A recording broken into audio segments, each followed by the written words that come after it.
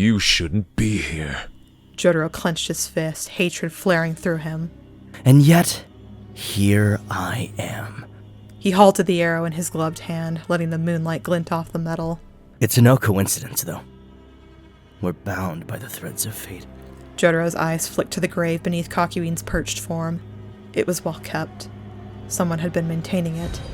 He could still remember the last time he had been here, when they'd found the grave empty, debris strewn about, the dead man in the trees.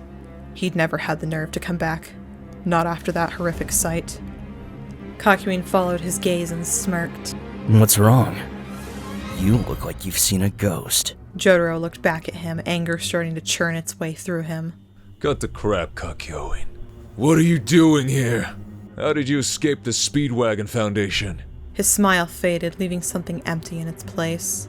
You know, I'm getting some serious deja vu from this conversation. He held up the arrow between them. Do you really need to ask what I'm doing here? The wind stirred the trees, rustling the branches above them. A few stray leaves drifted to the ground, the silence between them stretched, thick and suffocating. Star Platinum rushed to attack Kakyoin faster than the blink of an eye. Jotaro had to stop him, before he killed anyone else. But something went wrong with his attack. Traces of fire began to bloom across his wrist. The closer he moved to Kakyoin, the worse it got, biting into his skin. He stopped and pulled his hand back.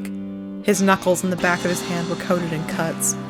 He looked back to Kakyoin to see Hierophant's tendrils shimmering in the air, coated in razor-sharp emeralds. His blood dripped from the shards that had cut him. Then Kakyoin sighed, shaking his head. You know, I expected more from you, Jotaro.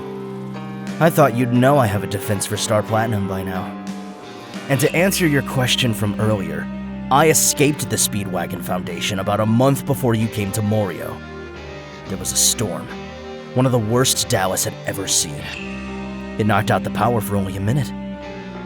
But that was all the time I needed. Kakyoin's gaze darkened. Jotaro's stomach twisted. I finally escaped that wretched light, He continued darkly.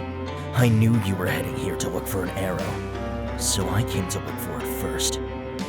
I'll admit, you put up a good fight. I had to resort to methods I never wanted to.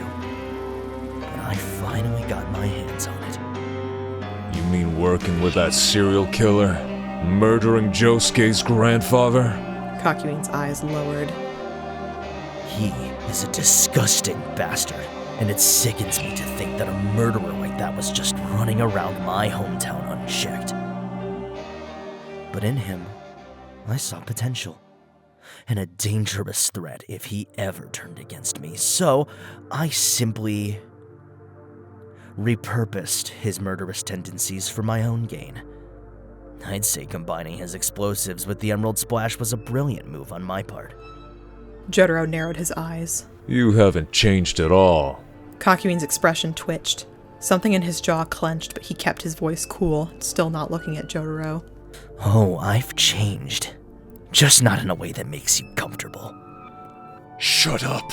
You're trying to raise the same hell you did in Cairo. Creating stand users, looking for a cure. Throwing innocent lives into chaos.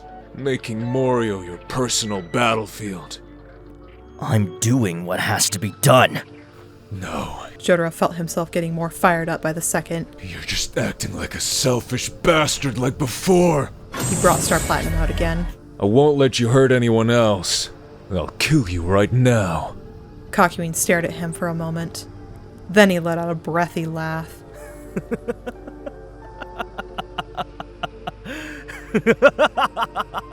It was soft at first, almost amused. Then it twisted into something cold and bitter, echoing across the silent cemetery like a crack in glass. You're going to kill me? He repeated, eyes gleaming. That's rich, Jotaro. You had your chance in Cairo. Shut up! Jotaro flinched, just barely, but Kakyoin saw it. His smile sharpened. Star Platinum twitched beside Jotaro, a silent flash of tension in the air. Why? He cocked his head. Because it's true? Because you're ashamed? Jotaro took a step forward. Kakyoin didn't move. He could reach Kakyoin if he sliced the tendrils in the air. He'd have to do it in stop time. If he could do that, he would stand a chance. He took another step. That's not what this is about. Kakyoin's face twisted into something ugly, something beyond hatred. Even Jotaro had a hard time reading what it meant. You want to know what your problem is, Jotaro? He stood up from the grave, slow and deliberate, his shoes landing silently on the grass. You try so hard to play the part of the stoic badass, always acting so damn tough when you don't care. Like anything that happened to me was just a tragedy you had to move past. His fingers tightened around the arrow. Well, I know you better than anyone, and I can tell you that you're not. You don't know me at all. Suddenly everything slowed until it was frozen. Time had stopped. Star Platinum grabbed a tendril and tore it in half. Jotaro grunted in pain and recoiled as his palm was sliced open. The hesitation was too long. He was only able to rip one more as time resumed. Kakyoin kept talking, seemingly unbothered by Jotaro's efforts to break through his defenses. Oh, but I do. I've lived with the consequences of your choices for the last 10 years. I know you better than anyone ever has. He took a step closer. And that terrifies you. Star Platinum shattered more of the strands, punching his way through, but more kept coming to replace them. In fact, your heart aches at the thought of anything happening to the people you care about. But you can't let them know that, because that makes you vulnerable. Weak. Jotaro said nothing, gritting his teeth in pain as the cut spread up his arms. Kakyoin's smirk widened. You cared about me. You still do. He tilted his head. So why don't you do everyone a favor and admit it? Jotaro inhaled sharply through his nose. This isn't about me. Right, because you're always above it all, aren't you? After all, you have the strongest stand, Star Platinum, the stand that beat the world. Jotaro finally broke through the web. As he punched through them, the coils sprang to life and wrapped themselves around Star Platinum's arms and torso, cutting into him. Jotaro fought to not gasp from pain. Kakyoin stepped closer, closing the distance between them. And if you couldn't use that power to save someone you care about when it matters the most, then what good is it? What good are you? His eyes gleamed darkly. Am I wrong? Jotaro's hands curled into fists. His voice came out low and steady. If you're going to kill me, I dare you to try. Just get it over with. Kakyoin exhaled sharply. Oh no, Jotaro. I'm not going to kill you. I want you to live with it. He smiled thinly, stepping even closer until they were barely a meter apart. The moonlight at his back casting his face in shadow. I want you to live with the knowledge that you had a chance to fix things, that you could have come back for me, could have killed me in Cairo, and you didn't. Jotaro didn't answer. His fists were shaking, blood trailing down his forearms.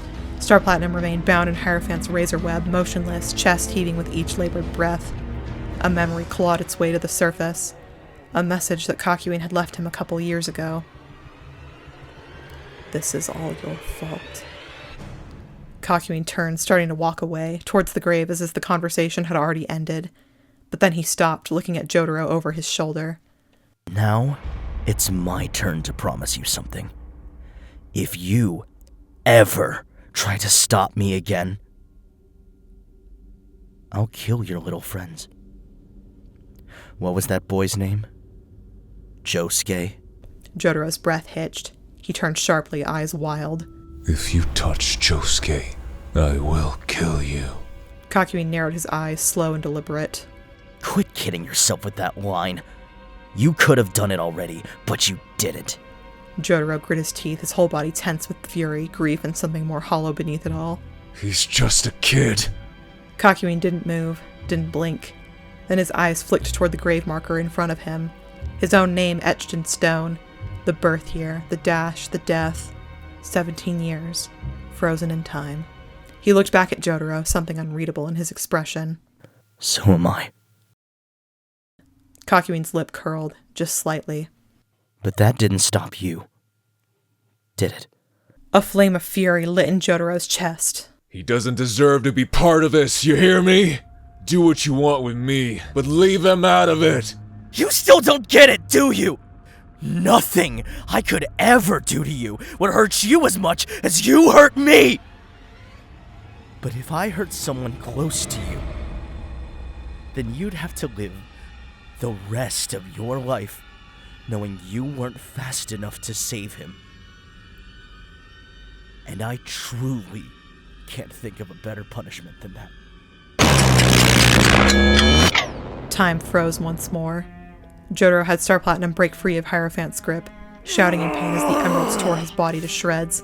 He grit his teeth and fought his way over to Kakyoin, determined to end this with a swift blow to Kakyoin's head.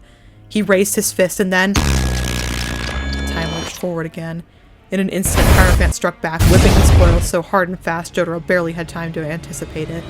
They punched him straight in the chest and sent him flying a meter back, sprawling to the ground. Kakyoin only looked on in cold amusement. Then his smirk returned, a satisfied glint in his eye. Well, this has been fun, but I think I've wasted enough of my time here. He turned, beginning to walk away. We'll see each other again soon. I'm sure. Don't do this, Kakyoin. Jotaro said, quieter this time. Not a threat, a warning, a plea. Kakyoin didn't turn back. I never asked for any of this, Jotaro. The only thing I ever asked for was your help. And you couldn't even give me that. So now, I'll make you suffer.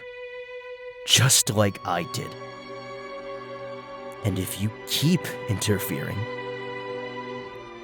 I swear I'll kill your friends.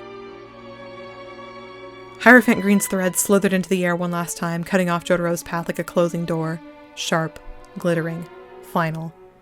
And then Kakyoin was gone, swallowed by the night. Jotaro lay there in the dark, just another ghost in a graveyard full of them.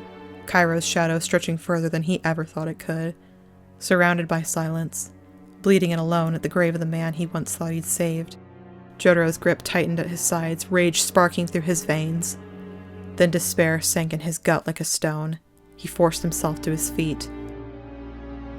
The wind howled through the graveyard, carrying Kakyoin's parting words like an echo.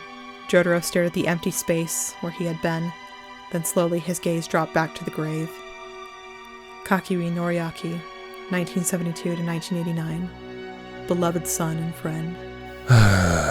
Jotaro exhaled, long and slow, before turning on his heel and leaving the graveyard behind.